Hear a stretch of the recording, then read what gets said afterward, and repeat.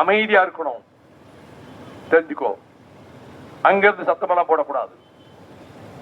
பேசுறவன் வைகோ, தெரிஞ்சுக்கோ. வாழ்க்கையில போராட்ட களங்களை மட்டுமே பார்த்துட்டு வந்தவன். அமைதியா போயிரு, திரும்பி போயிரு, வண்டியை திருப்பிட்டு அப்படியே போயிரு. இங்க சேட்டையெல்லாம் செய்ய முடியாது. ஆமா, மரியாதையா போயிரு.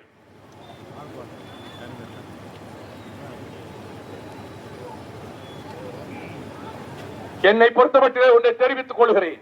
நான் அமைதியை விரும்புகிறவன்.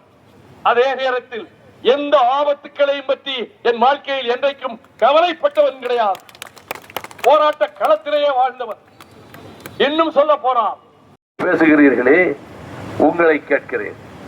13 அப்பாவிகள் கோரமாக படுகொலை செய்வதற்கு யார் காரணம்? ஸ்டெர்லைட் நிர்வாகம் காரணம் இல்லை. ஸ்டெர்லைட் நிர்வாகத்தினுடைய எடுபிடி அஜெண்டாக வேலை பார்த்த எடப்பாடி பழனிசாமி காரணம் என்று நான் பகிரங்கமாக குற்றம் சாட்டுகிறேன். அந்த சம்பவம் நடந்த 6 மணி நேரத்துக்குள்ளாக நான் தூத்துக்குடிக்குள்ளே போனேன். அழுது புலம்பி முட்டி மோதி, சுவற்றிலே முட்டி மோதி கண்ணீர் விட்டு கதறிக் கொண்டிருந்த தாய் தகப்பன். எங்களுக்கு ஒரே பெண் பிள்ளை ஸ்னோலின், 10ஆம் வகுப்பு பள்ளிக்கூடத்துக்கு போகிற பெண்ணை நெற்றியில் கொண்டு பாய்ந்து மண்டை சிதறி மூளை மண்ணில் விழுந்ததே. ஐயா, நாங்க என்ன பாவம் செய்தோம்? இப்படி கொடுமையாக சுட்டுக் கொண்டு விட்டானே. அடுத்த தெருவிலே மீனவர்கள், அங்கே ஜான்சி என்கிற ஒரு சகோதரி, தூக்குவாளியிலே பிள்ளைக்கு சோறு கொண்டு போன அந்த சகோதரியை நெற்றி பொட்டிலே சுட்டு அவரும் தலை வெடித்து இறந்து போனார். 13 பேர் இப்படி எல்லோரும் நெற்றியிலும் கழுத்திலும் மார்பிலும் குண்டு வாங்கி செத்து போனார்கள். இந்த கோரமான படுகொலை நடப்பதற்கு காரணம் எடப்பாடி பழனிசாமி என்று நான் குற்றம் சாட்டுகிறேன். You are a killer.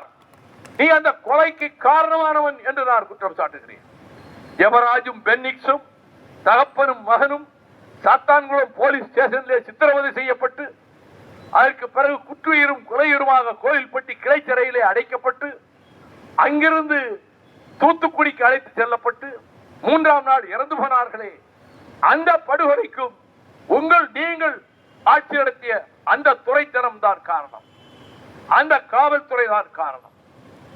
நீங்கள் இதை பற்றி பேசு. இப்பொழுது வேடநத்தத்திலே ஒரு பெண் பிள்ளை, 11ஆவது படிக்கிற பெண் பிள்ளை கொடூரமாக நாசமாக்கப்பட்டு கொலை செய்யப்பட்டாள் என்று கேள்விப்பட்டு நான் சென்றேன். அந்த ஊரிலே சில கட்சி தலைவர்களை உள்ளே வரக்கூடாது என்று நுழைய விடவில்லை. ஆனால் நான் போனேன். அவர்கள், இவன் பொதுவாள், இவரை எந்த இடத்துக்கு வரலாம்.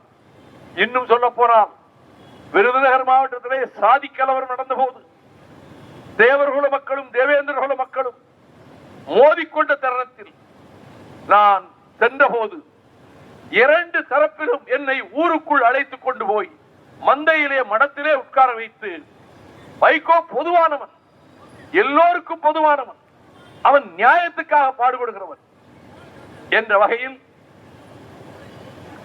அமைதியா இருக்கணும், தெரிஞ்சுக்கோ. அங்கிருந்து சத்தமெல்லாம் போடக்கூடாது. பேசுறவன் வைகோ, தெரிஞ்சுக்கோ. வாழ்க்கையில போராட்ட களங்களை மட்டுமே பார்த்துட்டு வந்தவன். அமைதியா போயிரு, திரும்பி போயிரு, வண்டியை திருப்பிட்டு அப்படியே போயிரு. இங்க சேட்டையெல்லாம் செய்ய முடியாது. ஆமா, மரியாதையா போயிரு.